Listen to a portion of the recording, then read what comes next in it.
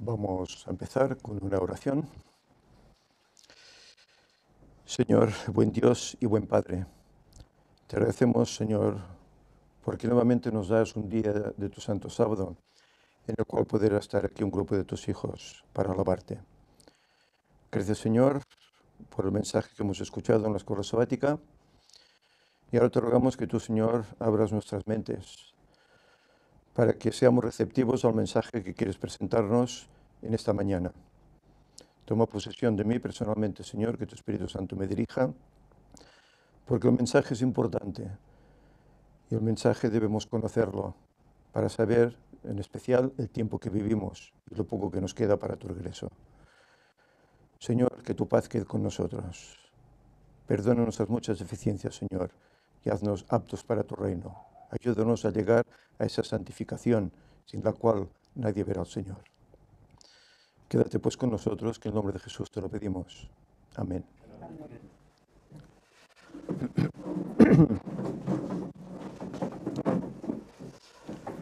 Bien, hermanos y amigos, buenos días. Bienvenidos todos. También un saludo especial a los hermanos que luego, pues, y amigos que verán este vídeo cuando se cuelgue, ya que por problemas técnicos no podemos hacerlo en directo, por así decir. Bien, hoy me ha tocado a mí el tema y, bueno, viendo la escuela sabática, uno se da cuenta del por qué el Señor ha permitido que hoy un servidor tenga el tema, ¿no? Puesto que todo lo que se ha estado hablando en la escuela sabática está íntimamente relacionado con el tema que hoy vamos a tener en el sermón. Recordemos que comenzamos un estudio sobre el último libro de la Biblia, Apocalipsis. Y recordemos que Ellen White tenía una cita que decía que este libro debe ocupar el pensamiento de los cristianos, porque es de suma importancia por el tiempo en el cual estamos viviendo. Haciendo un breve resumen de lo que hasta ahora hemos presentado, dos temas. En el primero de ellos hablamos acerca de cómo Cristo se presenta a Juan, en esta isla que no es Palamos, es Patmos. En Patmos, aunque parece Palamos, aquí hay cerca de nuestro lugar hay una ciudad costera que se llama Palamos, pero aquí es Patmos donde estaba Juan preso, desterrado. Y allí se le presentó Jesús. Y Jesús se presenta con un mensaje especial para 7 iglesias, que no son 7 en realidad, sino que es una sola a través de los tiempos, a través de 2000 años de historia que le iban a quedar a este mundo, desde Cristo y los apóstoles hasta su venida. Se presenta a Cristo de una forma gloriosa, espectacular, rostro brillante como el sol, ¿verdad? Los pies refulgentes, vestido blanco con un cinto de oro, su voz como estruendo de muchas aguas. Así es como se presenta ante Juan. Luego vemos en el capítulo 2 que estudiamos recientemente las 4 primeras iglesias de las cuales hablamos. Podemos verlas aquí. La primera de ellos fue Éfeso.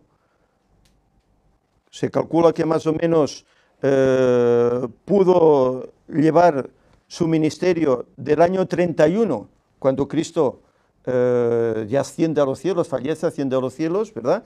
Y los discípulos comienzan la labor en la tierra del año 31 aproximadamente al año 100. Es una iglesia defecto. Y es que dice que ha perdido el ¿qué? ¿Os acordáis? ¿Qué había perdido? El primer amor. ¿Y por qué? Pues porque los discípulos ya iban falleciendo. Y los que quedaban parece ser que necesitaban esa guía, ese sostén, ese empuje que no tenían. Y por eso dice que es una iglesia que perdía el primer amor. Pero el Señor le da estas promesas. Al que venza, le daré a comer del árbol de la vida que está en el paraíso de Dios. Es decir, que a pesar de todo había fieles aún en ella. había fieles. Luego hablamos también sobre Esmirna, la segunda iglesia. Esta podría haber coincidido de los años 100 al 323. Es una iglesia que ya dijimos que padeció innumerable cantidad de persecución. Había periodos en los cuales era perseguida. Incluso hubo un periodo de 10 años, del 303 al 313, en que se decretó una persecución grave sobre los cristianos que casi desaparecen. Pero entre ellos había quienes se mantuvieron fieles a pesar de ese problema. ¿Recordáis lo que vimos la semana pasada? La semana pasada se hizo una presentación, ¿verdad?, de una orden, la orden del Cister, ¿verdad?, de Mallorca, donde estuvisteis, parte del equipo. ¿Y qué visteis allí? ¿No había unos útiles de tormento? Para aquellos que querían ser fieles y eran puestos en esas máquinas de tormento, para que declinasen su fe, abandonasen su fe, se volvieran a Roma. Fijaros las persecuciones que se había ocasionado. Aquí también hay una promesa. El que venza no recibirá daño de la segunda muerte. Puedes padecer en el tormento, será la primera muerte, pero si has sido fiel, el Señor que te hará contigo, te preservará de la segunda y tendrás derecho a la vida eterna. La tercera iglesia, Pérgamo, 323 al 538, una fecha importante, porque recordemos que aquí fue donde el papado comenzó a establecerse. Fue quitando aquellos reinos que le estorbaban, hasta que en 538 logró la hegemonía. Y la iglesia lo pasó muy mal, porque el poder papal fue muy duro. Es decir, que las persecuciones han estado siempre. Ya los discípulos en Éfeso las padecieron por los judíos, ¿verdad? Y las demás iglesias lo mismo. Y aquí también se le daba una promesa: al que venza, le daré del maná escondido y una piedrecita blanca. ¿Os acordamos de la piedrecita? Que el mesonero, ¿verdad?, que daba esa piedrecita a los viajantes. Y en ella escrito un nombre nuevo, que no conocerá solo el que lo recibe. Y hablamos por último de la iglesia de Tiatira, que partió del 538 con el apogeo ya papal hasta el 1560. 538, ¿recordáis esta fecha? Hay una profecía que identifica esta fecha. En Daniel, ¿verdad? 1260 años ¿de qué? De persecución, que comenzaron en el 538. En este punto casi desaparece el cristianismo, casi desaparece, de lo tremenda que fue esa persecución. Pero fijaros la promesa que se les da: al que venciere y guardare mis obras hasta el fin, yo le daré autoridad sobre las naciones, y la regirá con vara de hierro, y le daré la estrella de la mañana. El que tiene oído, oiga lo que el Espíritu dice a las iglesias. Es decir, autoridad sobre las naciones. ¿Por qué? Porque ya no existirán. Ya no existirán las naciones. Y le daré la estrella de la mañana. Dijimos que ¿quién era la estrella de la mañana? Cristo mismo, ¿verdad? Cristo. Hablamos también de que cuando Cristo se presenta, dice que anda en medio de 7, ¿recordáis que eran? Candeleros, ¿verdad? Y que esos candeleros representaban las 7 iglesias. Él anda y Él está observando todo lo que sucede a cada fiel a través de las épocas. Bien, entramos entonces en el capítulo 3 y ahí nos encontramos las 3 iglesias que faltan para completar estas 7. Y es de lo que vamos a tratar en esta mañana. Sardis. Sardis es una iglesia peculiar. Tiene un significado. Quiere decir tal vez lo que queda, lo que queda. Fijaros el significado, lo que queda ¿de qué? De la tremenda persecución que se originó en Tiatira y antes también ¿verdad? Lo que queda, lo poco que queda, ¿eh? Es un periodo que podríamos decir que va desde el año 1560.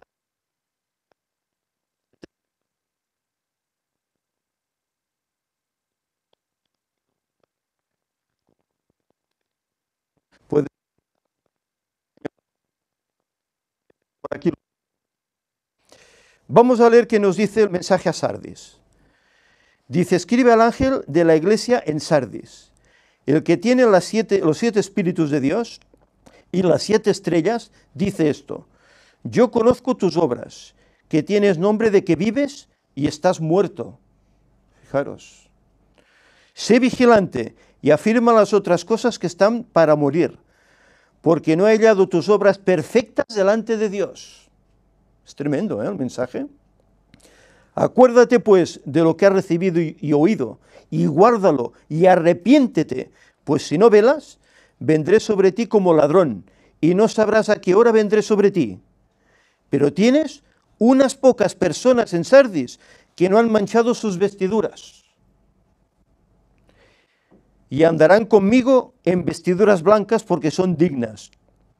El que venciere será vestido de vestiduras blancas, y no borraré su nombre del libro de la vida, y confesaré su nombre delante de mi Padre y delante de sus ángeles. El que tiene oído, oiga lo que el Espíritu dice a las iglesias. ¿Sabéis? Es una de las iglesias que tal vez tiene más reprensión. Fijaros que las palabras no son muy animosas, ¿eh? Dice, conozco tus obras y tu nombre de que vives, pero en cambio estás muerto. ¿Qué pasó aquí? Es una iglesia que se caracterizó por la hipocresía. No eran lo que pretendían ser. A ellos les parecía que eran buenos cristianos, pero no lo eran. Se engañaban a sí mismos y querían engañar a Dios, ¿eh? En ese periodo la reforma protestante estaba ya casi concluyendo. Y ese celo de los reformadores comenzaba a disiparse, como pasó en la iglesia de Éfeso, ¿verdad? Cuando desaparecieron los apóstoles, comenzaba a disiparse. Comenzaron a parecerse a aquellos de los cuales habían salido, la iglesia popular, la iglesia católica. Comenzaron a parecerse a ellos, en su forma de creer, en su forma de actuar, ¿eh? Experimentaron un periodo de violenta controversia doctrinal. No sabían lo que creían, mezclaban verdad con error. A tal punto se había deteriorado el cristianismo en esta época, en Sardis. Incluso aseveraban que desde la creación el mundo marchaba más o menos independiente de Dios. ¿Os suena? Esto lo hemos tratado en la escuela sabática, ¿verdad? El Señor creó al hombre, pero lo dejó ahí, a su libre albedrío. Y creían, pues, que todo marchaba automáticamente, sin la intervención de Dios. Y no hemos leído que el Señor sostiene todo. Él nos da el aliento, y si Él quita la mano, dejamos de existir. Pues fijaros, hasta ahí habían llegado, a tergiversar las doctrinas bíblicas, ¿eh? Se volvieron incluso filosóficos, racionalistas. La fe ya no se tenía en cuenta, sino el raciocinio, ¿eh? El pensar. El versículo 2 dice, sé vigilante. Debían ser vigilantes respecto a la vigilancia como deber cristiano. Velar porque no sabéis cuándo vendrá el Señor, que es lo que dice, ¿eh? No sabéis cuándo vendrá. Pues velad, porque y si morís hoy y no sois fieles, ¿qué pasará con vosotros? ¿Os levantaréis en la resurrección? No, no. Por eso el Señor les dice, sé vigilantes, ¿eh? Dice, porque he hallado tus obras, no he hallado tus obras perfectas delante de Dios. Es tremendo. El ardor del protestantismo, surgido después de la Reforma, prometía un avance hacia la perfección de la verdad. Pero con los años, ese ardor fue decayendo y se conformaron a las doctrinas que la Iglesia Católica había establecido. Se conformaron con ellas. Pero hay aquí una reprensión y un consejo que el Señor les da, el versículo 3. Acuérdate pues de donde has recibido, acuérdate pues de lo que has recibido y oído, guárdalo y arrepiéntete. El Señor aún buscaba, porque sabía que a pesar de todo, en todo ese grupo, aún había gente sincera, gente que podía cambiar. Aún estaban a tiempo. Y habla aquí también versículo 4. Tienes unas pocas personas en Sardis que no han manchado sus vestiduras y andarán conmigo en vestiduras blancas porque son dignas. Es decir, había unos pocos que no se habían manchado con aquella contaminación que el establecimiento del papado había llevado. Y eran dignos. Nos fijamos que en todas las iglesias siempre hay un resto. No son todos los que andan correctos. Siempre hay unos pocos. Y cuando lleguemos a la iglesia de la Odisea, veremos esto mismo. Nuevamente. Y el Señor les da una garantía. Versículo 5. El que venciere será vestido de vestiduras blancas, y no borraré su nombre del libro de la vida, y confesaré su nombre delante de mi Padre y delante de sus ángeles. ¿Esto qué es? ¿Una garantía de qué? De salvación. Al que venciere, aquel que siga siendo fiel a pesar de toda esa tremenda oposición que tuvieron, esa presión para que abandonaran esa fe.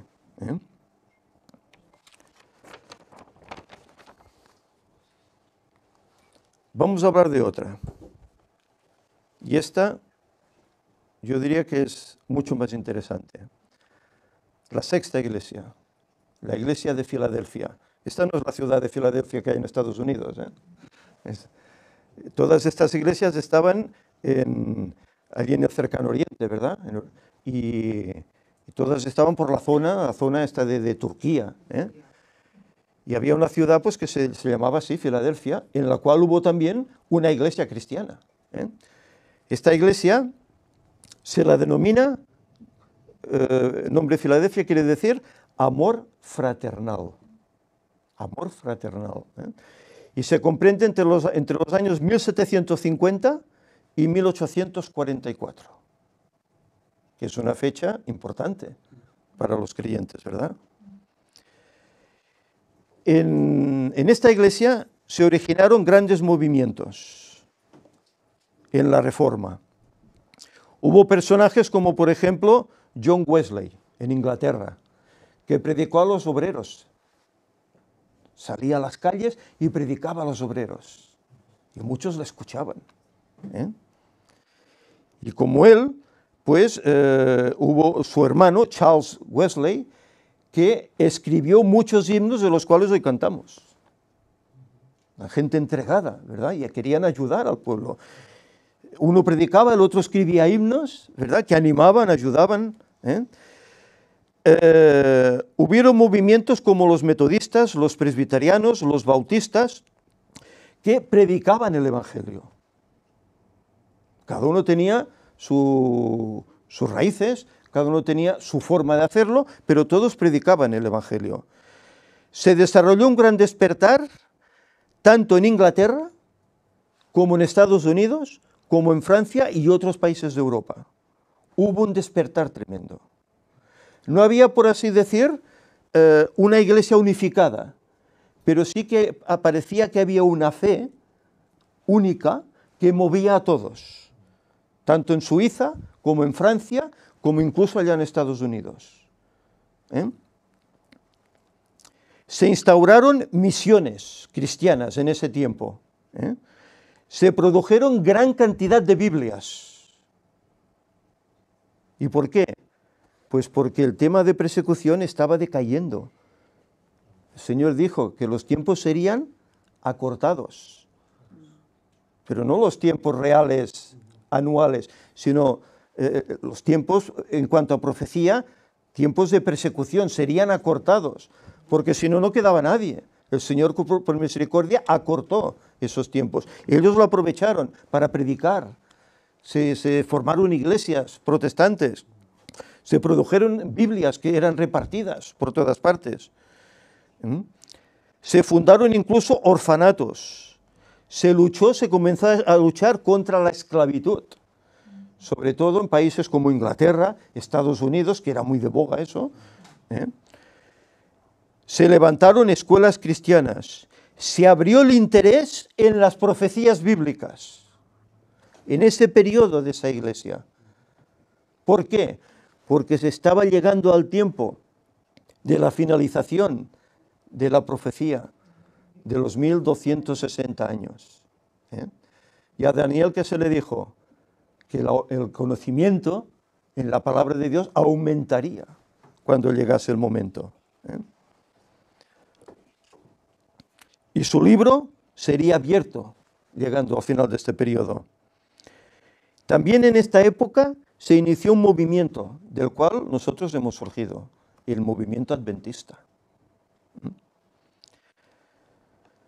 La fe se renovó en la esperanza del regreso de Cristo y se levantó un espíritu de fraternidad cristiana, como no se había visto anteriormente. Si os fijáis, esta iglesia solo tiene alabanzas. Solo tiene alabanzas. ¿Sabéis? En medio de todo este movimiento se levantaron hombres ilustres, sobre todo en Estados Unidos, pero también los hubo aquí, en Europa. En Estados Unidos hubo un hombre, en especial, un hombre granjero, un hombre corpulento, educado en la fe cristiana, ¿verdad? Pero que como se relacionó con personas pues gnósticas, etcétera, fue perdiendo la fe. Guillermo Miller. Hasta que llegó un punto en que él comprendió que estaba mal encaminado y regresó a estudiar la Biblia. Estuvo 2 años estudiando la Biblia. Del 2016 al 1816 a 1818. Y cuando culminó 1818, él descubrió algo importante en la Biblia. Que había profecías que indicaban que en poco tiempo, en apenas 25 años, Cristo volvía a la tierra. Pero era tímido. Tenía temor de salir y pregonar. Y él pues tomaba amigos, los invitaba a su casa, iba a algunas reuniones, casi privadas, y allí pues hablaba de su fe. Y un día él dijo al Señor, si alguien viene a llamar a la puerta para ofrecerme una invitación de salir a predicar a gentes, entonces saldré. Que no se atrevía. Y ese día llegó. Alguien llamó y le invitaron. Y tuvo pues foros tremendos, audiencia tremenda, ¿verdad? Los cuales predicaba. Todo eso hizo que allá en Estados Unidos se levantara un movimiento, en consecuencia, esperando la segunda venida de Cristo. Había miles de personas de toda clase de religiones protestantes, metodistas, presbiterianos, etc., que todos habían abrazado esa fe que Miller estaba predicando. Y aquí había otros en Europa que hacían exactamente lo mismo. Fue un movimiento que el Señor hizo que el mundo se moviera. Porque no solo fue allá en Estados Unidos, sino que aquí también se predicaba lo mismo. Se había comprendido que Cristo venía. Y sabéis, aquí hubo un hombre en especial que comprendió esto, porque siguió lo que Miller estaba diciendo. ¿Sabéis de quién se trata? El conflicto de los siglos habla de él, en el capítulo 21. Se llamaba como yo, Joseph Wolf. Hemos hablado de él. Era un joven de origen judío, alemán, de origen judío, pero que él se relacionaba con cristianos.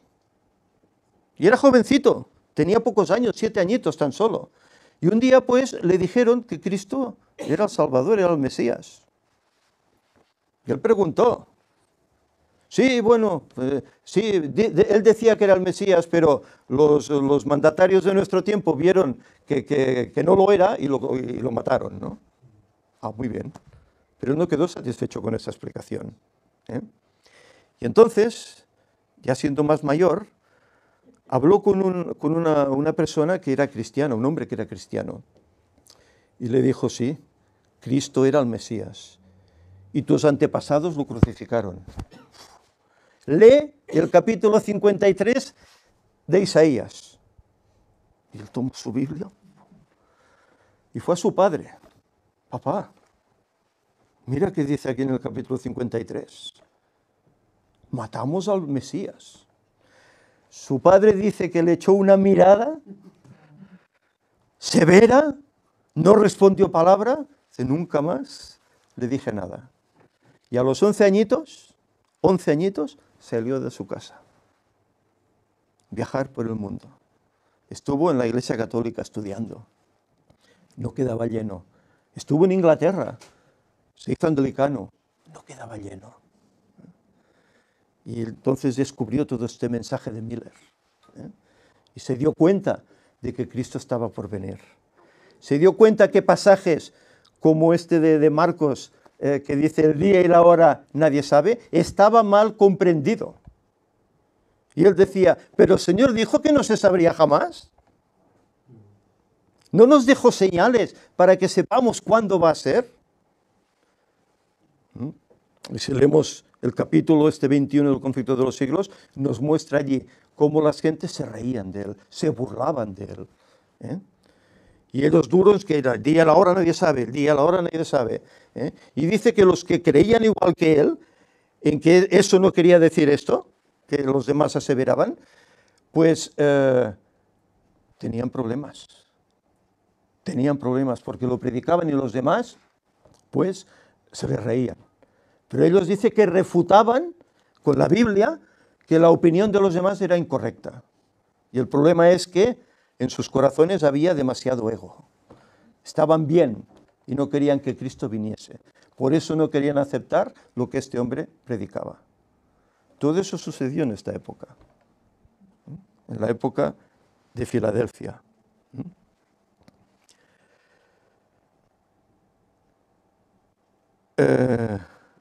Aquí sucedió también algo importante en esa época. Y eso fue lo que a ellos les movió y les motivó.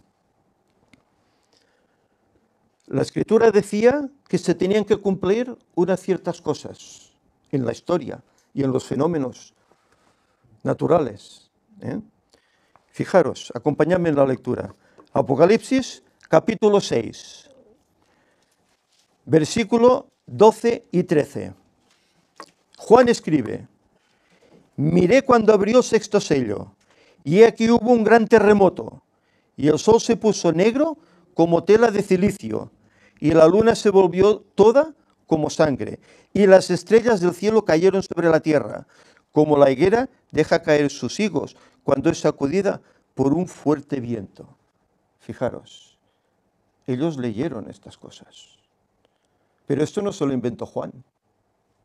¿De dónde lo sacó Juan esto? Vamos al libro de Joel.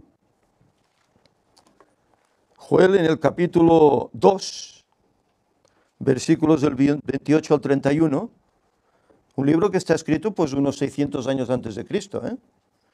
Fijaros que dice, y después de esto, derramaré mi espíritu sobre toda carne, y profetizarán vuestros hijos, y vuestras hijas, y vuestros ancianos soñarán sueños, y vuestros jóvenes verán visiones.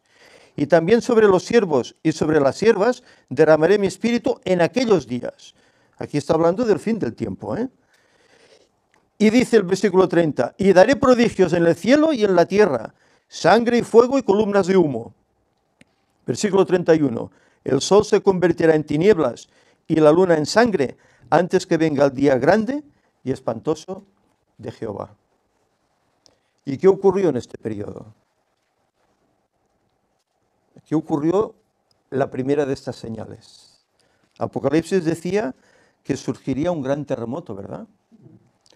Pues en la fecha 1 de noviembre de 1755, en Lisboa, hubo un tremendo terremoto que destruyó casi toda la ciudad. Murieron miles de personas. Pero ¿sabéis? Ese terremoto se esparció por todo Portugal, por toda España, casi toda Europa lo padeció, partes de África, e incluso el seísmo se hizo notar en América, en Estados Unidos. Se cuenta que fue el terremoto más tremendo que ha visto esta tierra. ¿Vieron eso? ¿Eh? Pero no termina ahí la cosa. La Biblia que menciona en el capítulo 6 de Apocalipsis, que el sol se puso negro como tela de cilicio y la luna se volvió como sangre. Poco tiempo después, el 19 de mayo de 1780, siendo un día claro, perfecto, soleado, como al mediodía, empezó a oscurecerse. Y hubo unas tinieblas tan densas que hasta con candiles la gente le costaba verse el rostro. Los animales de granja volvieron a sus corrales, porque parecía de noche. Y cuando pasó la medianoche de ese mismo día, se disiparon las tinieblas y apareció la luna roja como sangre. En cumplimiento de la profecía. Tremendo, ¿verdad? Pero ¿qué más dice? Versículo 13. Y las estrellas del cielo cayeron sobre la tierra. Se dice que el 13 de noviembre de 1833, todo esto, estas dos señales del sol y las estrellas sucedieron sobre todo en Estados Unidos. Todo el país lo vio, ¿eh? Pues el 13 de noviembre de 1833 hubo una tremenda lluvia de estrellas, de meteoritos candescentes, que duró todo el día. Y se vio en todo el país. Todo esto reforzó la fe de estos personajes, en que Cristo venía pronto. Por eso Miller, al estudiar las profecías y ver este cumplimiento de señales, Cristo viene, y viene en 1844. Y estuvo ahí predicando eso. Y de ahí surgió todo este movimiento adventista. Miles de personas seguían. Millerita, que luego fue adventista. Miles de personas le siguieron. Miles. Fue tremendo, fue tremendo. Pero ¿sabéis? Pasó algo. Llegó la fecha. Incluso daban día. Exacto. Mes, año. 22 de octubre de 1844. Llegó la fecha. ¿Y qué pasó? ¡Qué chasco! Cristo no viene. Cristo no viene. Todos esos fieles que estaban expectantes, chasqueados. ¿Sabéis? La gran mayoría se volvió atrás. Abandonaron la fe. Otros, pues hicieron denominaciones nuevas. Iban poniendo fechas. No es que será de aquí 5 años. No es que será de aquí 10. No es que será de aquí a 20. Y Ellen White escribió acerca de esto. Cosas que a veces la gente pues saca de contexto y lo pone en que no se puede saber, ¿no? Y pasó este problema. Pero, ¿sabéis? Hubo un grupito de apenas 50 personas que se hincaron de rodillas noches enteras. ¿Qué había ocurrido? ¿Qué había ocurrido? Y el Señor se lo reveló. El Señor les reveló lo que había ocurrido. Y se dieron cuenta que esa hora de prueba que habían vivido, de la cual aquí se habla en el versículo 10, yo también te guardaré de la hora de prueba que ha de venir sobre el mundo entero, para probar a los que moran sobre la tierra. Claro que vendrá una prueba cuando venga la gran crisis, ¿verdad? Pero en ese momento fue una prueba para todos ellos también. Porque el mundo en general que conocía esta predicación, este mensaje, fue un chasco tremendo para todos ellos. Se les cayó el espíritu al suelo. ¿eh? Fue un chasco tremendo. Pero hay una promesa. Al que venciere, yo lo haré columna en el templo de mi Dios, y nunca más saldrá de allí. Y escribiré sobre él el nombre de mi Dios y el nombre de la ciudad de mi Dios, la nueva Jerusalén, la cual desciende del cielo de mi Dios, y mi nombre nuevo. La promesa está en que aquel que venciere, le haré columna. ¿Qué quiere decir eso? ¿Que será yo como una estatua en el templo de Dios? ¿Inerte? No. Quiere decir que estará allí y no podrá salir, es que no querrá salir, porque estará ante la presencia de su Creador. Este es el gozo. ¿No dice que hay ángeles que están todo el tiempo allá, alabando y alabando y alabando al Señor, y no se cansan de hacerlo? Para ellos es un gozo tremendo. Pues así surgirá con los que vencieron en esta época de Filadelfia. Así sucederá exactamente con ellos. Vengo pronto, se les dijo, vengo pronto. Habéis padecido un chasco, pero confiad, confiad. Y por eso cuando vemos y leemos los escritos de Ellen White, nos damos cuenta que ella allí habla de un periodo crucial, ¿verdad? 6.000 años. Y habla de otros periodos, 4.000 años. ¿Y dónde los lleva? Pues los lleva hasta la muerte de Cristo. Ahí se cumplen 4.000 años, ¿verdad?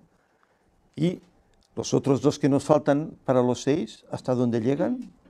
Bueno, lo veremos.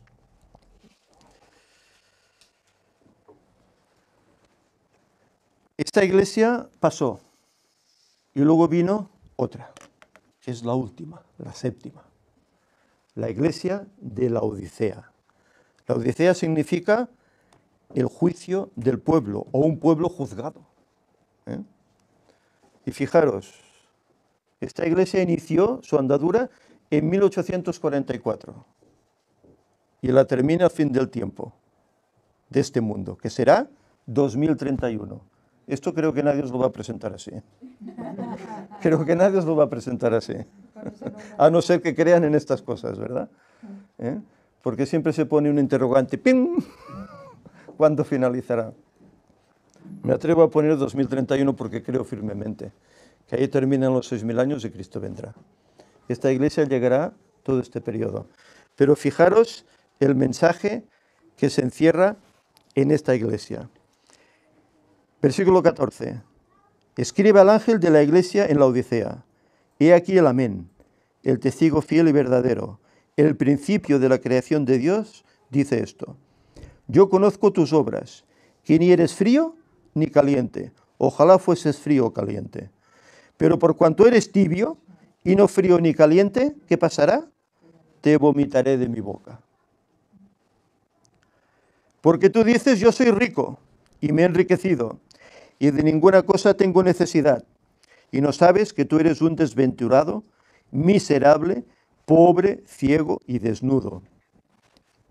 Vaya piropos, ¿verdad? Por tanto, yo te aconsejo que de mí compres oro refinado en fuego para que seas rico, y vestiduras blancas para vestirte, y que no se descubra la vergüenza de tu desnudez. Y unge tus ojos con colirio para que veas. Yo reprendo y castigo a todos los que amo. Sé pues celoso y arrepiéntete. He aquí yo estoy a la puerta y llamo. Si alguno oye mi voz y abre la puerta, entrará él y cenaré con él y él conmigo. Al que venciere, le daré que se siente conmigo en mi trono, así como yo he vencido y me he sentado con mi Padre en su trono. El que tiene oído, oiga lo que el Espíritu dice a las iglesias, incluyendo a esta también. ¿Sabéis? Si analizamos las 7, esta es la que tiene los mensajes más duros, porque es la más rebelde de todas. Esta iglesia surge de aquel chasco, surge de 1844, cuando aquel grupito se reunió y vio dónde estaban los errores y siguieron adelante y formaron una denominación que se llamó Iglesia Adventista del Séptimo Día. El mensaje era adventista en 1863, ¿verdad? En ese momento, ahí sucedió algo. Se hablaba de que había una puerta que estaba abierta, pero que llegaría un momento en que esa puerta se cerraría y se abriría otra. Y eso simbolizaba pues lo que ocurrió en 1844. La intercesión de Cristo en cuanto subió al cielo en el año 31 hasta 1844, esa obra diaria de intercesión por los pecadores. ¿Alguien ha pecado? Pedía al Señor perdón, y entonces, ¿qué ocurría? Pues que Cristo iba ante el Padre, enseñaba las señales de su sacrificio por esa persona que está pidiendo perdón y que se arrepiente. Y el Padre, ¿qué hacía con esa persona? La perdonaba. Y esto Cristo lo estuvo haciendo hasta 1844. Pero a partir de ahí pasó otra cosa. Cristo no venía aquí, sino que en el santuario, recordamos la escena del santuario, había dos compartimentos, el Santo y el Santísimo, y entre medio un velo. Ese velo, en 1844, fue abierto. Y Cristo pasó de ese lugar santo al Santísimo, donde recordemos que se oficiaba ¿cada cuánto? Una vez al año, por expiación de todo el pueblo. Y aquel que no estaba preparado, arrepentido de sus pecados, ¿qué pasaba con él? Moría. Eso era juicio, ¿verdad? 1844 comenzó el juicio investigador. Hay un pasaje en Daniel, vamos a leerlo. Daniel en el capítulo 7.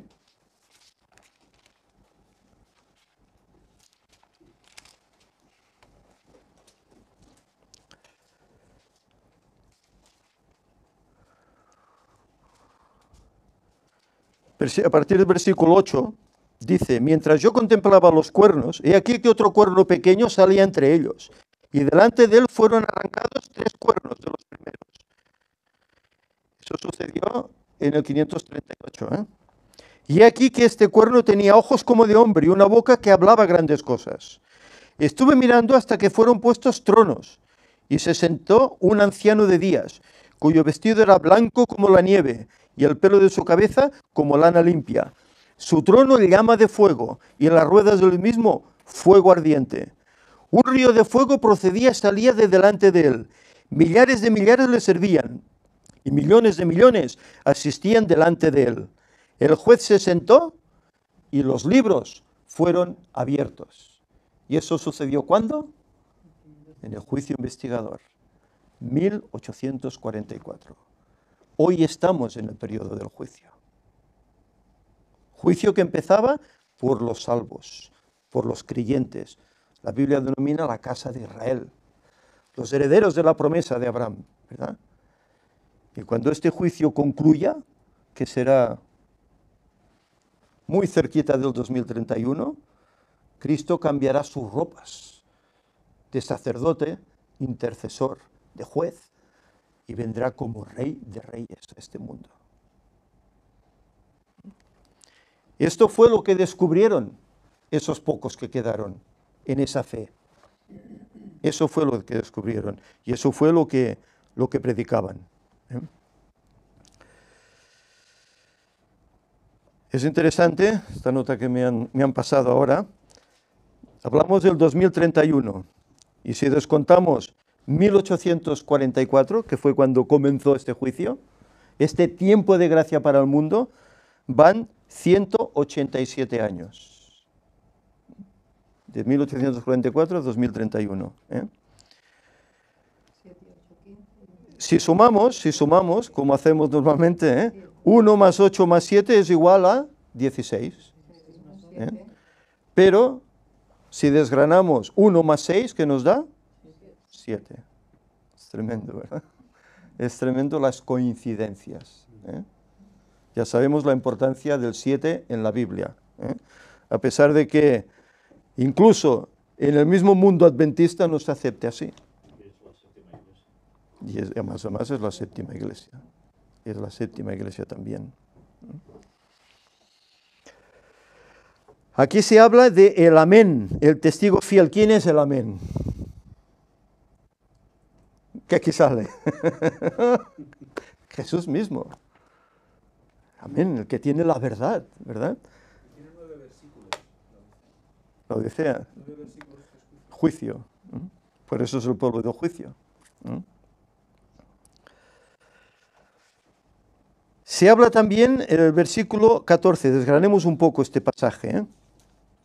Dice el principio de la creación de Dios. Dice esto. El principio de la creación de Dios. Entonces, Cristo fue lo primero que Dios creó, ¿no?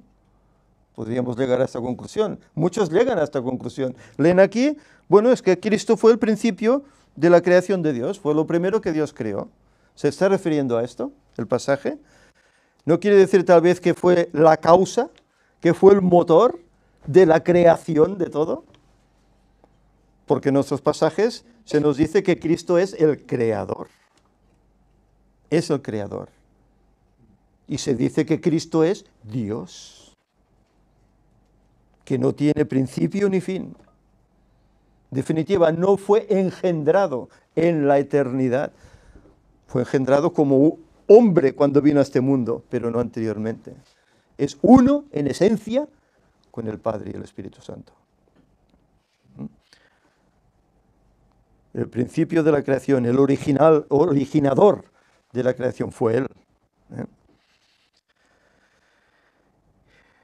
Y fijaros, yo conozco tus obras, le dice a la Odisea, ni eres frío ni caliente. ¿Sabéis? En esta ciudad de la Odisea, la real, donde aquí veis las ruinas, había unas termas de agua caliente, lógicamente. Y es una alusión a lo que es realmente la espiritualidad de la iglesia, que en ella vivía. Porque esta misma actitud que se muestra aquí era la actitud que tenían los miembros de la iglesia en aquel tiempo. Estaban bien, estaban en tibieza, no había problemática, no había persecución porque ya había terminado, estaban bien, no querían cambiar. El Señor les dice, no eres frío ni caliente, ojalá fueses frío o caliente, ojalá. Porque si eres frío, bueno, pues intentarás calentar el agua, ¿verdad?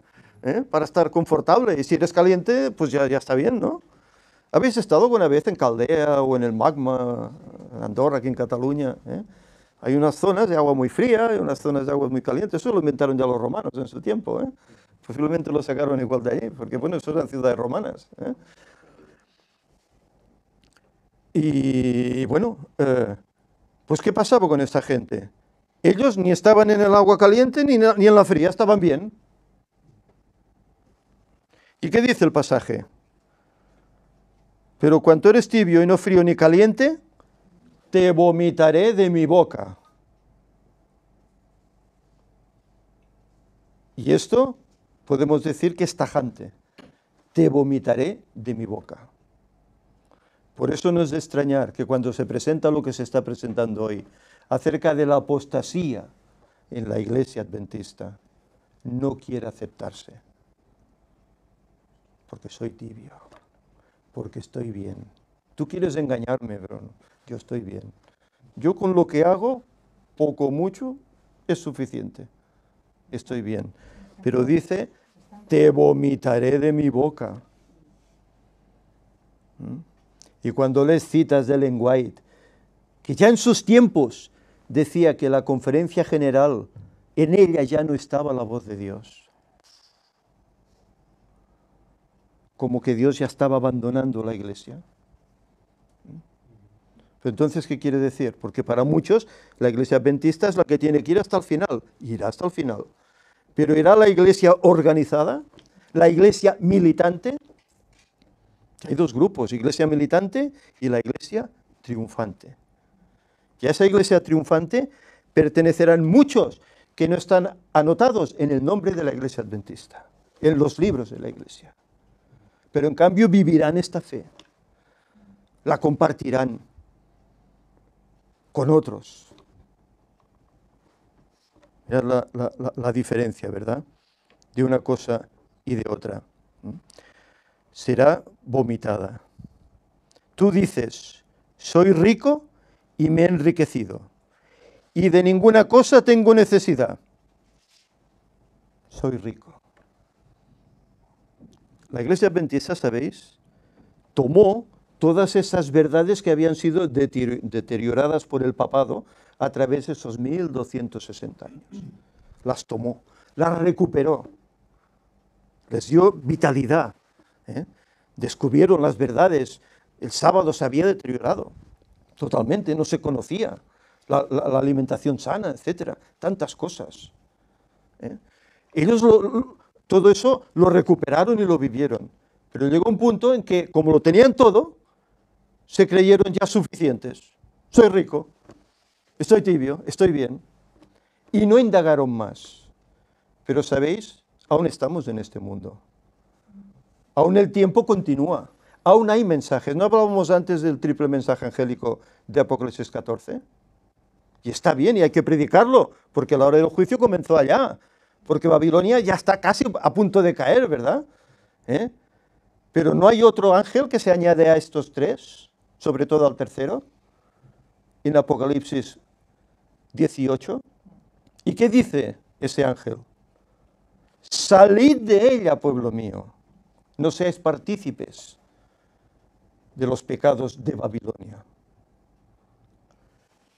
Y un mensaje en el cual, Apocalipsis 18, si lo vemos, ¿qué se encierra allí? Se encierran cosas que para muchos adventistas son satánicas. Porque allí habla de los magnates de la tierra, que están trabajando a las órdenes ¿de quién? Del diablo.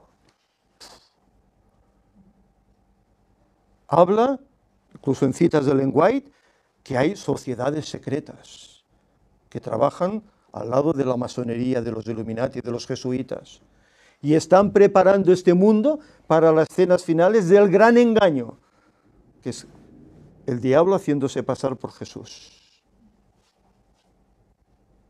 Esto es verdad presente. Esto va más allá de 1844 y de 1888. Pero ahí no llegamos. Ahí no llegamos. Lo que sabemos es suficiente, soy rico. Ya está. Todo esto es predicar al diablo. Y es la realidad. Lo estamos viendo. ¿Qué está pasando en Oriente Medio? ¿Qué ha pasado con las declaraciones de Trump? O Trump, no sé cómo algunos lo llaman. Jerusalén, capital de Israel. El revuelo. ¿Qué vendrá posteriormente a eso? Tercer templo. ¿Para qué? Pues porque el diablo tiene que aparecer ahí. Tiene que aparecer ahí diciendo soy Jesús. No, esto no puede ser, esto es predicar al diablo. Todo esto es verdad presente, que ya estaba descrito en la palabra de Dios que iba a suceder. Tibieza. Estoy bien. Soy rico. Es tremendo. Mirad una cita de Ellen White.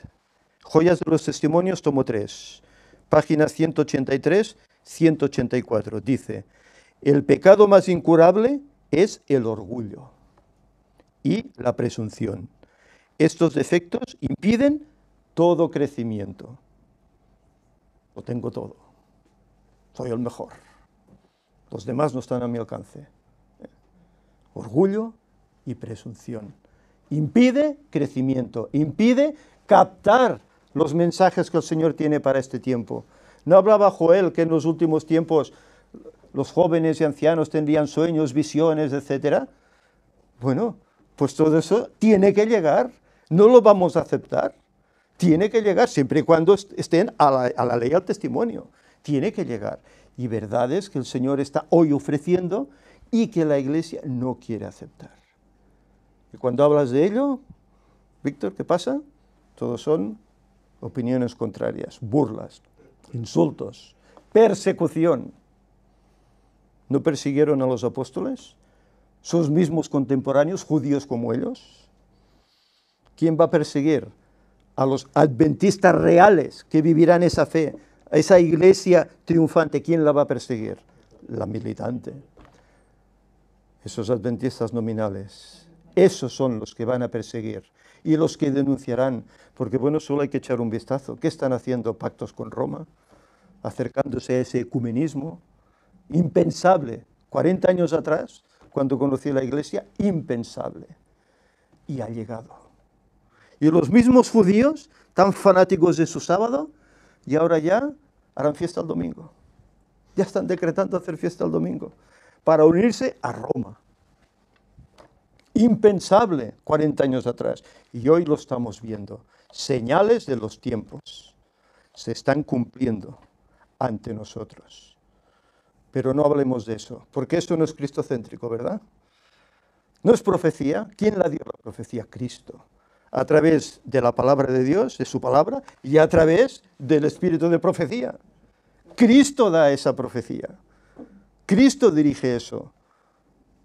Eso es cristocéntrico.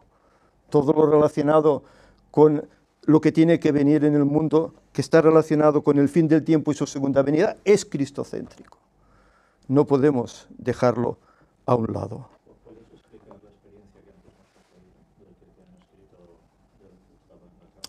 Bueno, tendría que buscarla, si me permitís.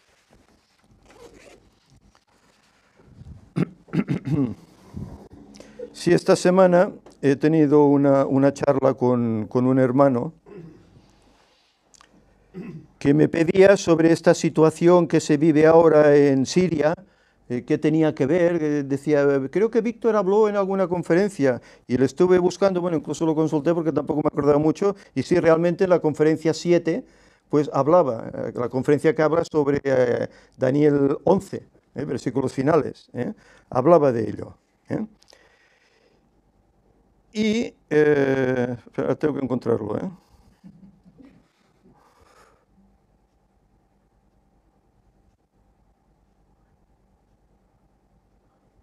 Y este chico, pues, después de yo mandarle pues esta información, ahora, mirad lo que me respondió. Dice, buenas noches, hermano Tocayo. Tocayo porque se llama José como yo. Estaba escuchando el vídeo que me mandó. No sabe lo que me pasó. Estaba escuchando todo bien. En eso me quedé dormido. Y alguien me topó la almohada. Era como si alguien dio 2 palmadas a la almohada. Y desperté en el momento exacto cuando Víctor estaba para empezar a hablar de Isaías 17, donde se habla de la profecía de Damasco será destruida, etc. Y me dice, wow, no, me dijo, o me dije yo mismo, dice, no puede ser, este es mi Dios. Dios confirmó lo que estaba buscando, gracias hermano. Fijaros. Le paso esa profecía, que claro, son temas largos, duran casi 2 horas, ¿verdad? Y claro, uno, pues bueno, según la hora que lo viera, igual el chico estaba cansado, se durmió, pero fijaros que, dormido como estaba, dice que notó que alguien le daba como unas palmadas en la almohada, que lo hizo despertar en el preciso momento en que salía el tema de Isaías 17, Damasco. ¿Es casualidad? Es casualidad. Como tanta gente, adventistas o no adventistas, ¿verdad? Que buscan la verdad y la piden al Señor, Señor, ayúdame a encontrar la verdad. Y encienden el ordenador y les sale una conferencia del tema que ellos están necesitando saber. Qué casualidad, ¿verdad? ¿Será que el diablo los guía hasta allá? Esto es lo que tal vez muchos pensarán, ¿verdad? Pero no. Porque vemos el resultado, cómo son personas todas correctas, creyentes, fieles, se desviven por vivir la fe, por compartirla. Si fueran satanistas no lo harían eso, ¿verdad? Serían violentos, malhumorados, retractores, insultarían, pero no son así. Son personas correctas. Así vemos, pues, cómo esta obra que se está haciendo es el mensaje, en definitiva, del tercer Elías. En definitiva es eso. Ese cuarto ángel es el mensaje del tercer Elías que hoy se está dando.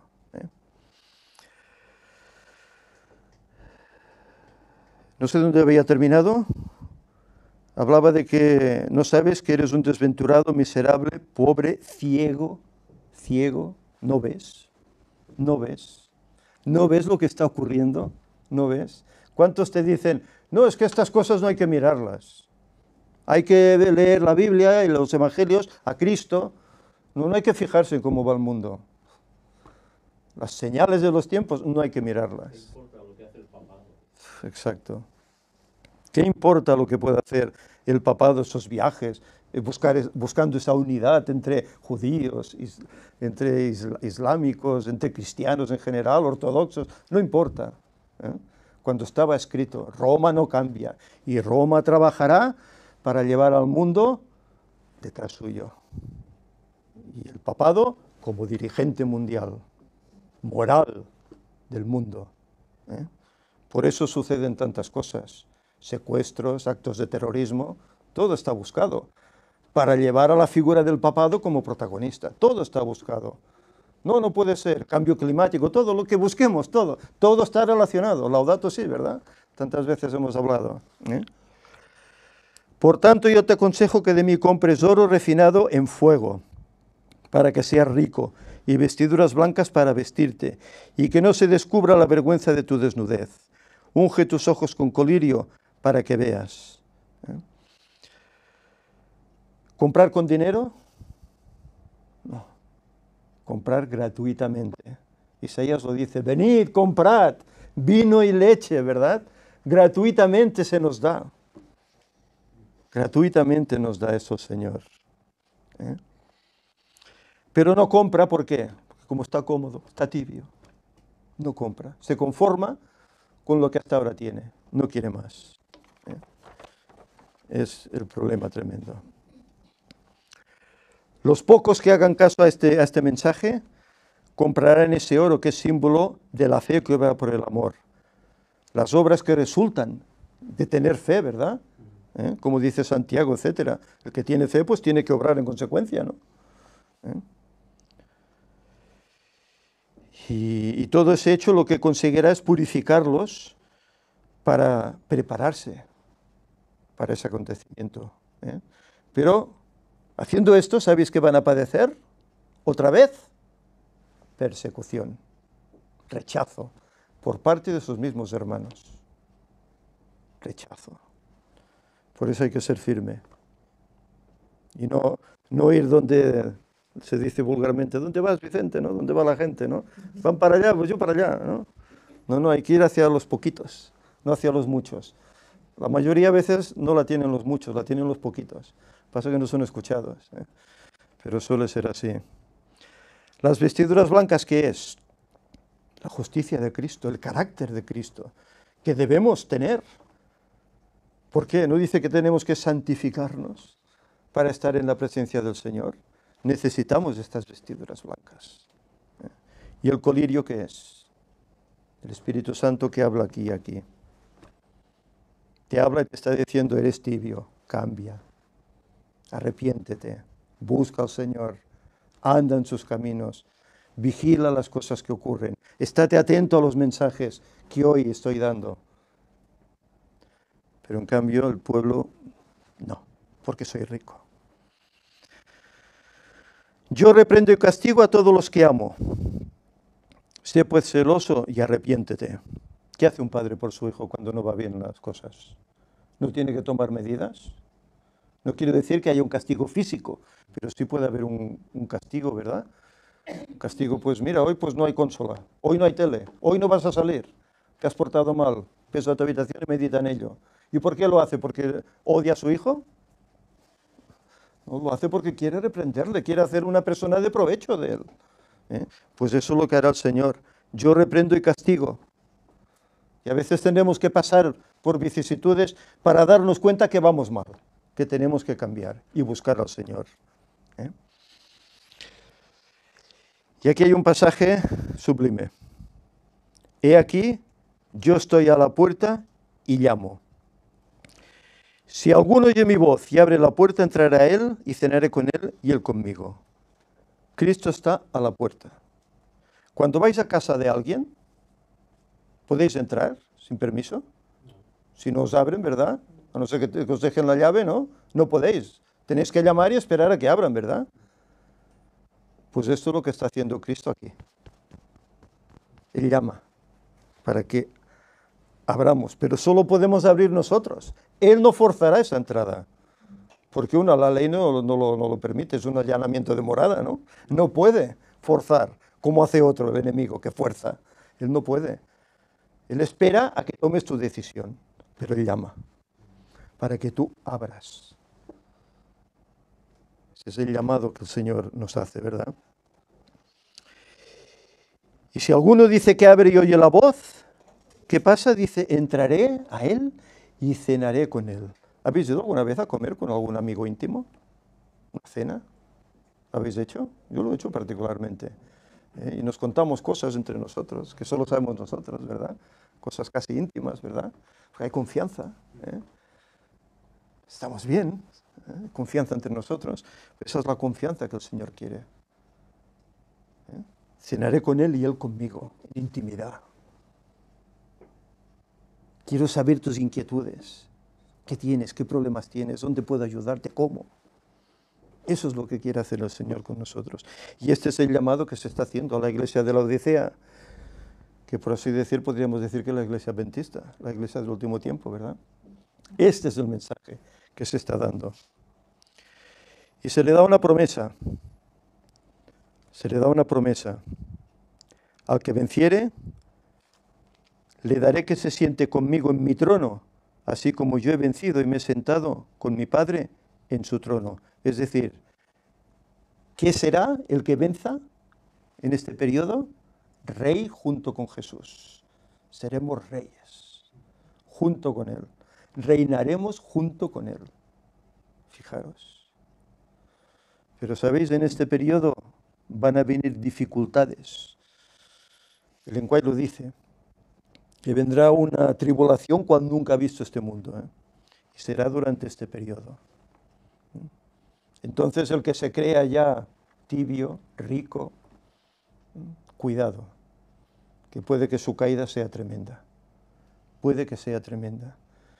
Si no se olvida de esa situación y busca al Señor para calentarse, para aceptar los mensajes que el Señor nos da, para cambiar, para santificarse. Este es un mensaje actual. Es un mensaje para hoy. Las 7 iglesias son mensajes para hoy. Las 7. Aunque sean diferentes periodos, todas tienen promesas para hoy. Podemos estar comiendo del árbol de la vida, siendo columna en el templo del Señor, reinando con Jesús, tantas cosas que nos ha prometido. Si somos fieles y humildes para reconocer que necesitamos de Él. Si no lo reconocemos así y nos creemos suficientes, no estaremos allá. Tristemente, no estaremos allá. Como os decía, es el mensaje más duro que hay a las 7 iglesias. La Odisea, el más duro. Quiera el Señor que los hermanos que la forman vean su situación y cambien. Y nosotros también, lógicamente. Siempre nos falta más, ¿verdad? Cuanto más avanzamos, más vemos que nos falta para llegar al blanco, a asemejarnos a Cristo. Y eso es bueno. Eso es bueno. Porque uno ora, busca, estudia, se arrodilla, y el Señor le ayuda y progresa en su carrera cristiana. Que el Señor nos ayude. En la próxima ocasión que tengamos, no sé si tal vez será la próxima semana o será más adelante, hablaremos conoceremos lo que nos dice el capítulo 4. Allí se habla de la adoración celestial ante el trono de Dios. Y veremos ahí una serie de personajes, unos ancianos, una especie de animales distintos, ¿verdad? Veremos ahí qué significa todo esto. Y poco a poco iremos viendo. Luego entraremos ya en ese libro que parece que está sellado, los sellos, trompetas, etcétera. ¿Cuántas cosas hay por aprender? Pero sabéis, el mensaje se está actualizando. Mirad, la actualización. 1844-2031. Más actual. Más actual. Lo demás, bueno, podemos hablarlo. Tantos predicadores que hablan de lo mismo. Jesús está a la puerta y llama. Tantos que te dirán lo mismo, ¿verdad?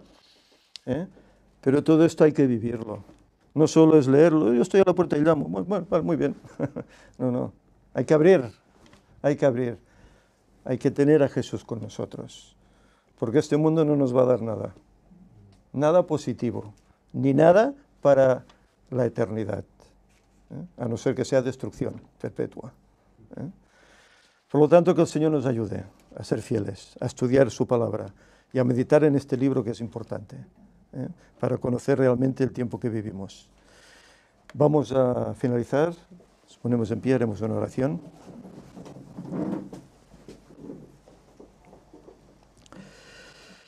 Señor y Padre, te damos, Señor, inmensas gracias, porque tú nos has dejado tu palabra. Tú no nos has abandonado. Te diste desde la eternidad para redimir al ser caído, al hombre.